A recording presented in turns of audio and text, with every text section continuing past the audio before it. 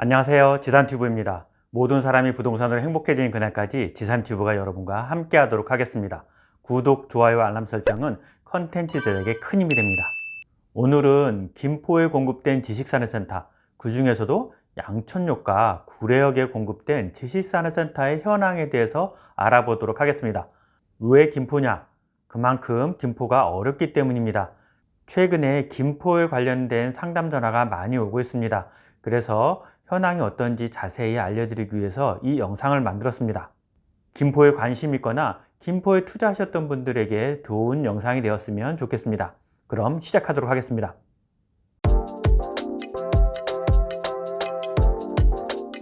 먼저 양촌역 부근부터 보도록 하겠습니다.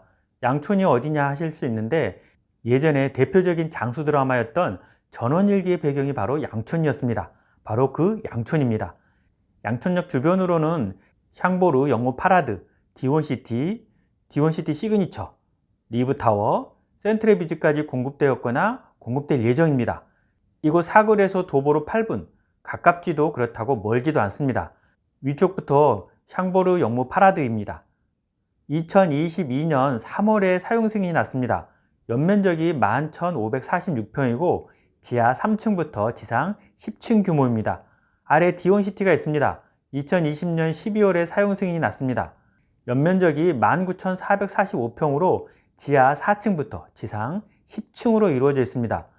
길 건너편으로 디원시티 시그니처가 있습니다. 2022년 4월에 사용 승인이 났습니다.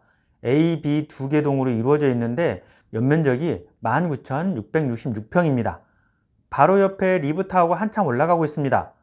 연면적이 5,000평대의 비교적 소형의 지식산업센터입니다. 지하 3층부터 지상 10층으로 공급될 예정입니다. 마지막으로 센트레비즈입니다. 15,000평 규모의 중형급 지식산업센터입니다.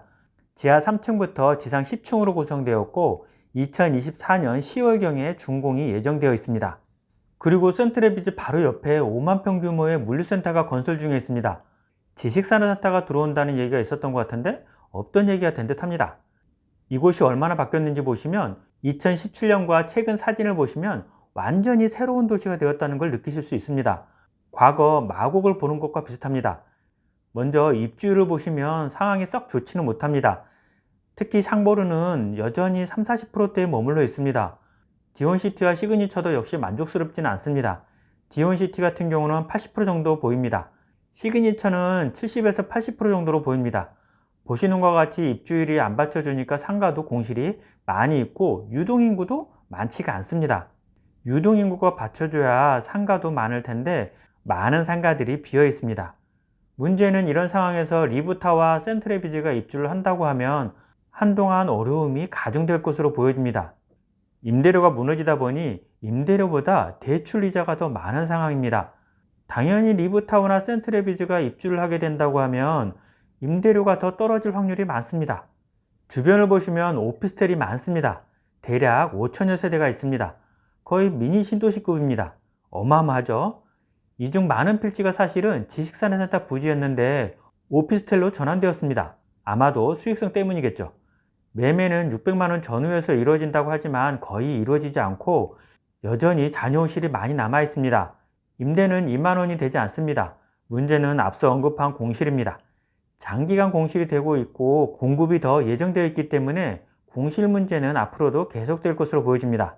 지하철이 10분 안에 있다고는 하지만 악명 높은 골드라인입니다. 물론 서울로 가는 방향이 아니긴 하지만 서울의 지하철처럼 생각하시면 안 됩니다. 아주 미니미니합니다. 구례역 주변으로 가보겠습니다. 구례역에는 두 개의 지식산업센터가 공급됩니다. 먼저 김포한강 듀플렉스입니다. 작년 말에 준공이 되었습니다. 33,916평으로 대형 지식산업센터입니다. 지하 2층부터 지상 15층으로 이루어져 있습니다. 이제 반년이 넘었는데 입주율이 저조합니다. 문제는 바로 옆에 한강 르네상스 첨단 비즈라인이 이제 입주를 시작한다는 겁니다. 비즈라인입니다. 마찬가지로 3만 평 규모의 대형 지식산업센터입니다. 지하 3층부터 지상 15층 규모로 공급됩니다. 막바지 공사가 한창 진행되고 있습니다. 지리적으로 가깝고 규모도 비슷하고 입주 시기도 비교적 비슷합니다. 이곳은 지리적 한계점이 있습니다. 제가 계속 언급하지만 지하철 도보 이용 가능 여부입니다. 이 두 곳 모두 김포 골드라인 구례역까지 도보로 20분 이상이 걸립니다. 날이 무척 좋은 날이 아닌 이상 도보로 이용할 수가 없을 것 같습니다. 그리고 버스가 자주 있는 것도 아닙니다. 물론 버스는 어떤 방식으로든 개선이 될 것으로 보여집니다. 양촌역이나 구례역 주변은 기본적으로 산업시설이 있던 곳이 아닙니다. 농업시설이 주 산업이었던 곳이기 때문에 주변에 산업시설이 그렇게 많지는 않았습니다. 물론 주변으로 율승산업단지나 양촌산단, 하군산업단지 등이 있긴 합니다.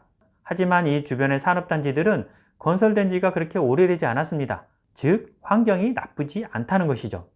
물론 대구 방향으로 가면 정비되지 않은 공장들이 많이 있습니다. 하지만 양촌역이나 구례역에 공급되는 지식산업센터를 모두 채울 만큼의 산업시설은 아니라고 보여집니다. 더군다나 말씀드렸던 것처럼 악명 높은 김포 골드라인이 있습니다. 이 골드라인의 가장 큰 문제는 개선될 요지가 별로 없다라는 것입니다. 물론 서울 지하철 5호선이 빠르게 연장이 되거나 BRT가 공급된다고 하면 교통 상황이 조금은 개선될 것으로 보여집니다. 하지만 빠르게 공급된다고 하더라도 제 생각에는 2030년, 2035년까지는 가야 될 것이고, 문제는 5호선 같은 경우도 김포시와 인천시의 대립으로 언제 진행될지 알 수 없다는 것입니다.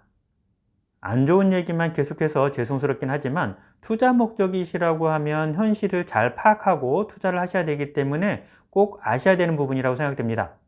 하지만 실사용 목적이시라고 하면 지식산업센터는 매우 좋은 근무 환경을 제공합니다. 하지만 투자자라고 하시면 신중하실 필요가 있습니다. 이상으로 영상을 마치도록 하겠습니다. 김포 지역에 관심 있는 분들에게 도움이 됐으면 좋겠습니다. 더 궁금하신 분들은 영상 아래 더보기를 누르셔서 제가 운영하는 단톡방에 들어오시면 지식산업센터 관련돼서 다양한 의견을 나누고 있습니다. 많은 분들이 들어오셔서 다양한 의견을 공유할 수 있는 그런 장소가 됐으면 좋겠습니다. 모든 사람이 부동산으로 행복해지는 그날까지 지산튜브가 여러분과 함께 하도록 하겠습니다. 도움이 되셨다면 구독, 좋아요, 알람 꼭 부탁드립니다. 감사합니다.